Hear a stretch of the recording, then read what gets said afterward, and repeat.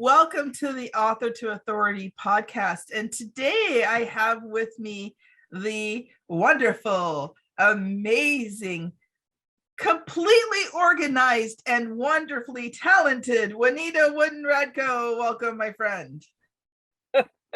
Thank you, Kim. Completely organized in my dreams.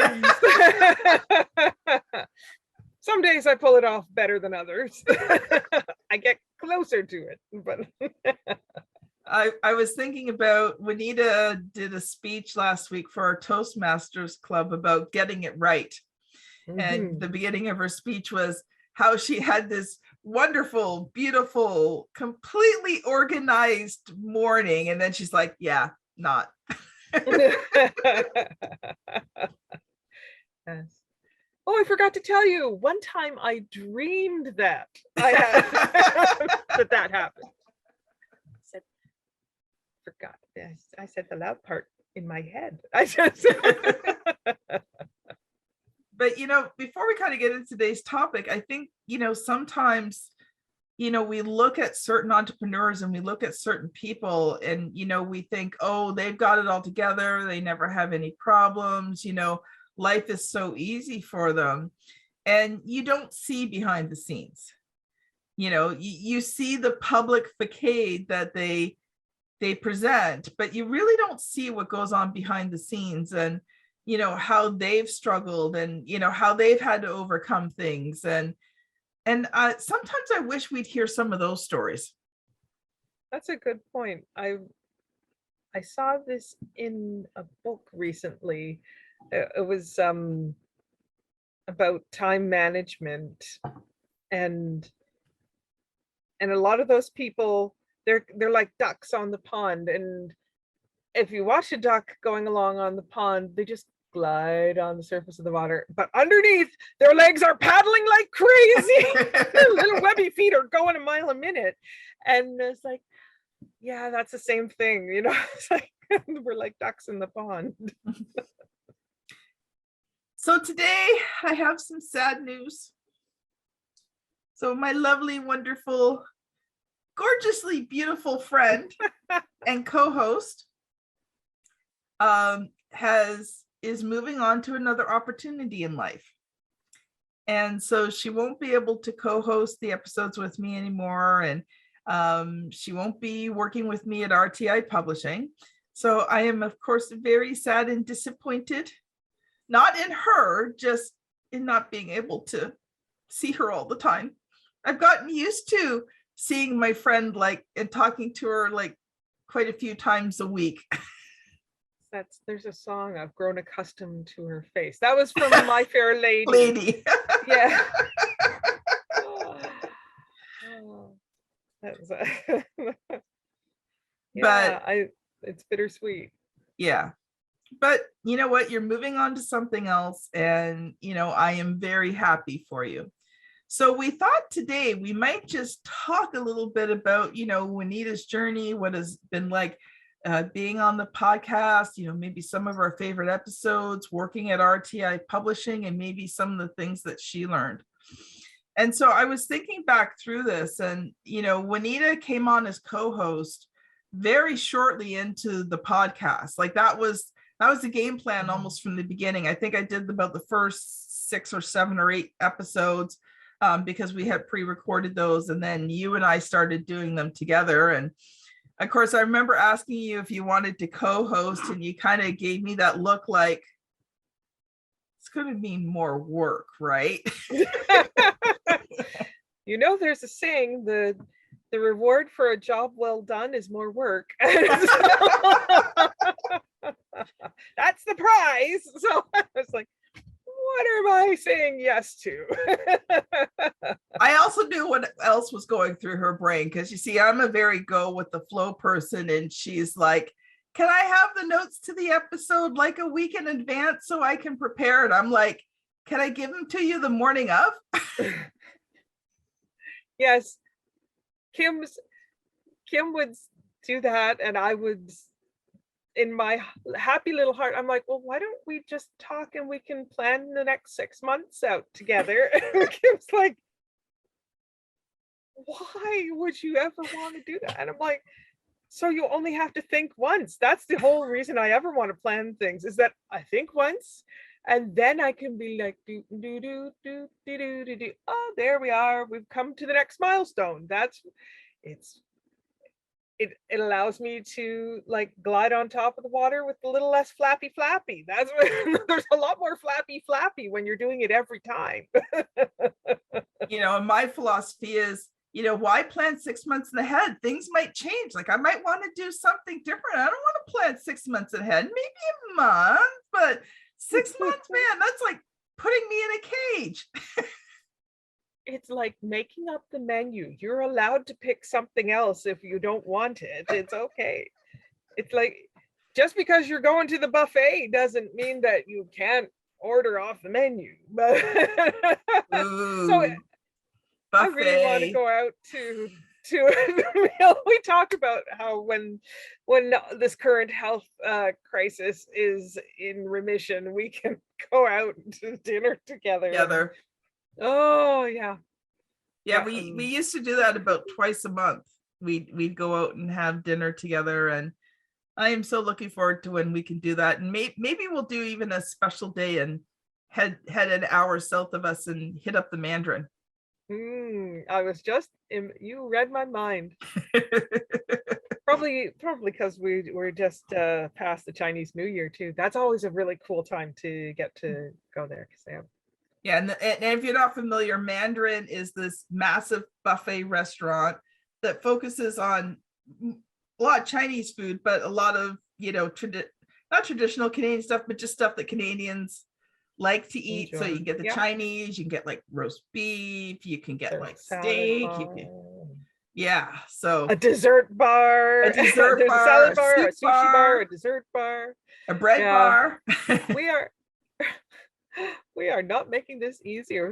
Hey, welcome to the gourmet podcast of food that we have known and loved. So, one of the things I was thinking back through some of the episodes that we did. And, one of my favorite ones that we did was, the Big Bang Theory. All right. Yeah. And what is your communication style like? Honey.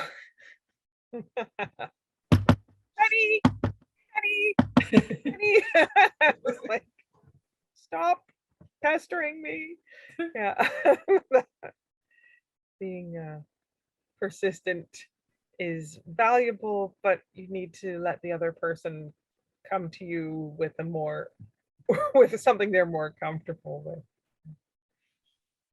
And I also remember there was times that you and I'd be trying to record the podcast, and the phone would ring, and it always rang at like almost the perfect timing. Now that you've said that, I'm gonna that now that you said it, the countdown is on. Let's be the time. Yeah. Yes. Yeah. And a couple of times my kids would be like, they were fine. They had their breakfast. They were, supposedly online learning. And I'm like, go away, flapping, hopefully off screen, like frozen grin on my face. And of course, you don't see that on the podcast, and I'm trying not to laugh because, I'm watching her here on Zoom, trying to shoo the kids away and still remain composed and keep on talking. And, she's giving them the look. And yeah, my mother had a saying, let the fire in my eyes be enough. And you look at you and you'd be like, okay, I'm out. I know your mother. Yeah, you were afraid just thinking about that. That's kind of like my mom. She has a look that, she gives you that look, and you better run on your heel, and you find a new place a new address to take your problem to, because that is not the place. So what has been one of your favorite things about doing this podcast? And you also did your own segment. You did, Oh man, it the just totally went out writer's of my head. workshop with the grammar guru. Yes. Oh, And that was like a blank out moment. Maybe I'll blame it on hopefully emerging menopause. you are the only person I know who is like, come on, baby, we're closing up shop in here. Juanita knows that I've struggled for over 20 years with feminine issues, and menopause is kind of cure for all of that. So I'm like, come on, I just want to hit menopause, please. Let this all be done and over with. But for our male members who are listening, I won't go into any more details. So I'm sorry, what was the question? Talking about menopause. What was the question again? No, you were asking me about my favorite, some of the things that I liked about. I liked how when we talked together, we could go down some really interesting paths and feed off each other's ideas, especially when we were talking about how to interact with new clients, how to ask for a sale, those kind of things would let me talk about my experience as a retail owner. And with my podcast in the my grammar guru episodes, I had several that I enjoyed. In particular, I liked the word of the day. Mhm. That was always fun. That's one of my favorite things from Toastmasters too. I love building vocabulary. Well, you're the queen of delicious words, so I'll have to check in from time to time and say, the word of the day is this, Kim. hey, maybe that'll just be your new segment. You could do a couple words of the day every month, and I'll sort them into the episodes. Oh, that would be good. Yeah, I can pick out like 4 words every a month, and to record them all at once, and then see batching the task. She'll even have them prepared 6 months ahead of time, so it'll be great. I was thinking about at least 2 months, but yes, but you'll have planned out 6 months ahead. It's true. I still have a file with some future episode listed.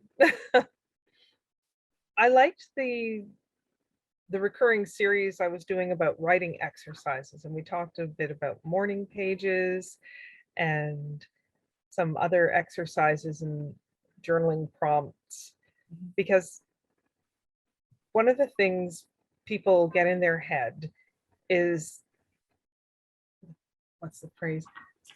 Fixing to get ready is one phrase. You know how in the 80s there was this big aerobicize aerobics, and everybody you saw, if you were like wanting to exercise, yeah, if you're wanting to exercise, you couldn't just like put on your sweatpants and the t-shirt or whatever. You had to have like a bodysuit and leggings, leg warmers, and so you had to have an entire outfit. And if you weren't already pretty toned, it was more like a sausage casing. And it was so it's that. So I'm telling you this to give you so there was this kind of mentality of, I want to get healthy, but I have to kind of get ready to get healthy, because I can't go to the gym if I look like the mess that I actually am. Mm-hmm. And people tend to think, I want to write, but I'm not going to write anything until I stop being a hot mess and learn how to write better. There's only one way to learn how to write better, and that's by writing.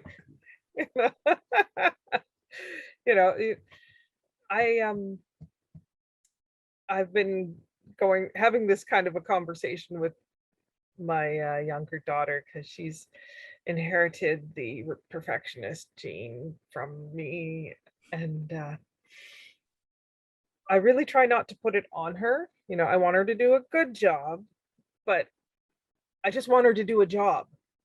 And when she kind of is like, and gives a less than engaged effort, I will make her do it again, but it's not, I don't feel it's the same thing as saying it has to be perfect. No, it just has to get done. Yeah. And the I liked the idea of one of another Toastmaster friend. She had given a speech about these people who were taking a pottery course, and half the class was told that they could make up to 50 pots. And they were given some examples of make them look like this, and you can make as many as you want, up to 50 pots.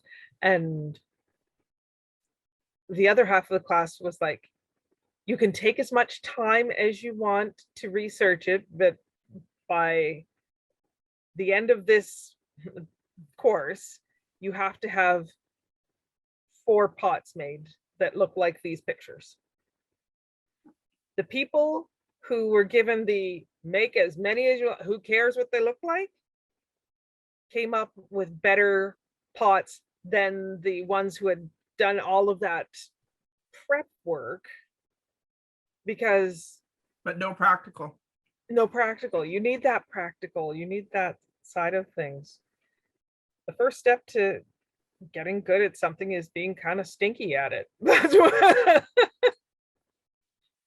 Well, it was funny, just before the podcast, I was reading, Juanita, something I wrote. My pastor asked me to write a devotional for 21 days of prayer we're doing. And, I was joking with Juanita because after, writing 150 plus books, he limited me to 1 page at 14 font. And I'm like, this is killing me. Mm-hmm. Like, I don't do a lot of short form writing. And I'm like, oh, maybe I need to practice this a little bit more, because it was like, I'm like, oh, this is, I feel like I'm in chains and I can't be set free. I'm limited to 300 words. So what am I going to do? And other people are like, 300 words. I don't think I can come up with 300 words. I was imagining you had 750, 300. Oh, that is. You don't have any room to waste them, do you? No. Well, it was a 1 Word document page, size 14 font. Yeah, you don't have. I guess the only thing that I can think of to maybe give yourself a little bit of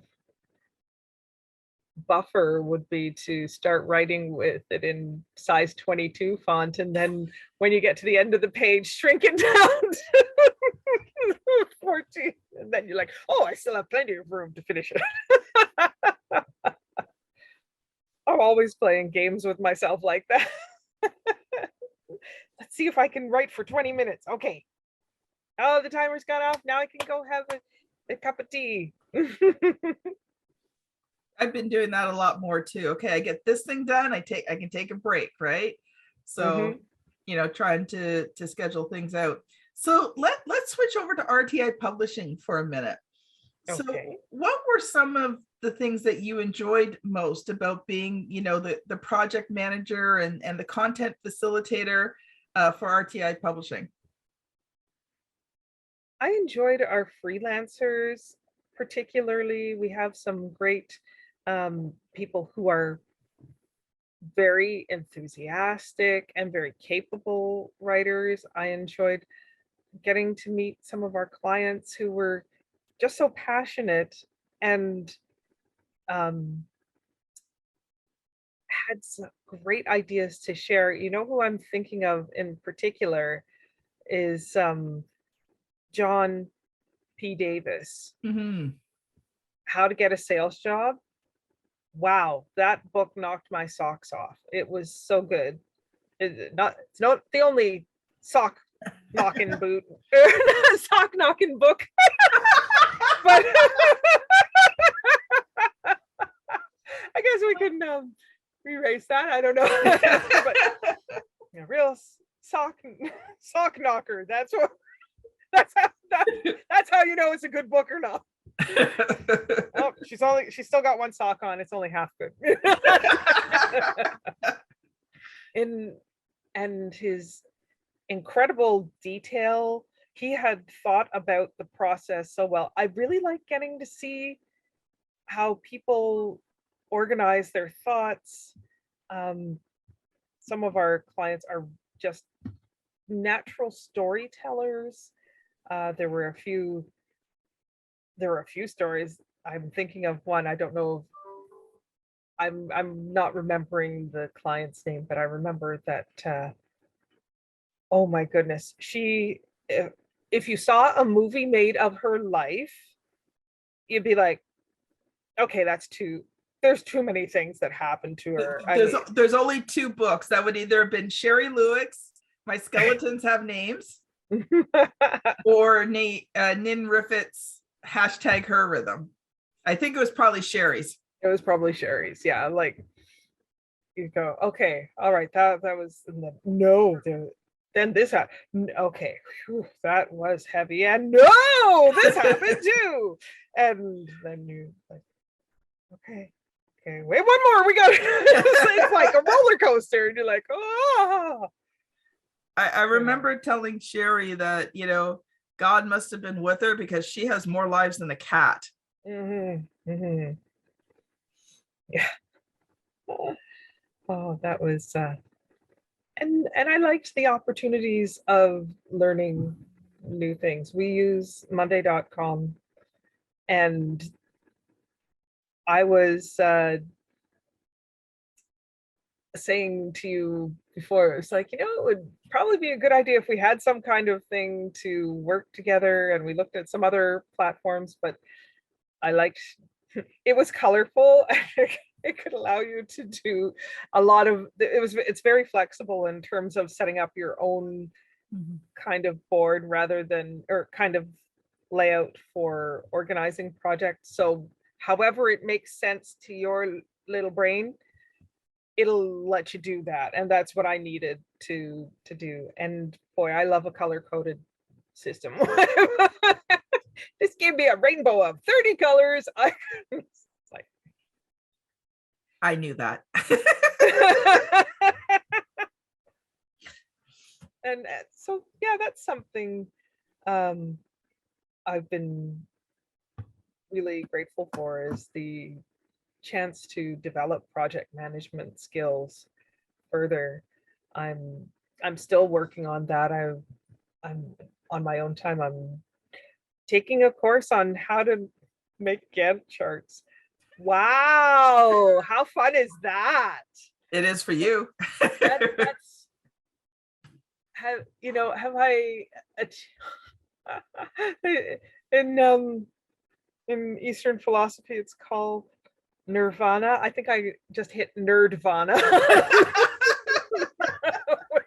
Gantt charts, wow. I was telling my husband about the project management class I was taking, and I was like, the teacher said the best way to organize a project is to get a bunch of sticky notes, and then you first you make a list of all the tasks associated with it, then you put them on sticky notes and you arrange them so you can see which ones can occur simultaneously and which have to happen sequentially. And I was like, and he says, and then you can put it in a spreadsheet with color coding. And I'm like, oh! And my husband's just like, I'm going to have to step out of the room because I think the laughter is going to pop out my ears, and trying to keep a straight face here.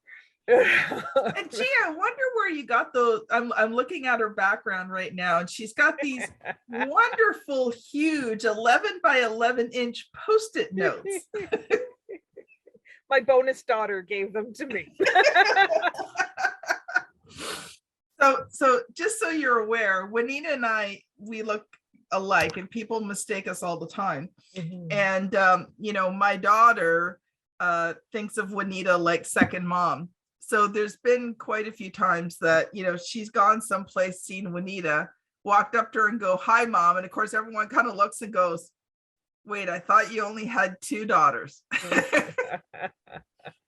So my daughter gave me these wonderful 11 by 11 inch Postit notes. And when I told Juanita about it, I could hear the drool through the phone. So my lovely daughter says, "Well, I'll give second mom some too." That was so kind of her.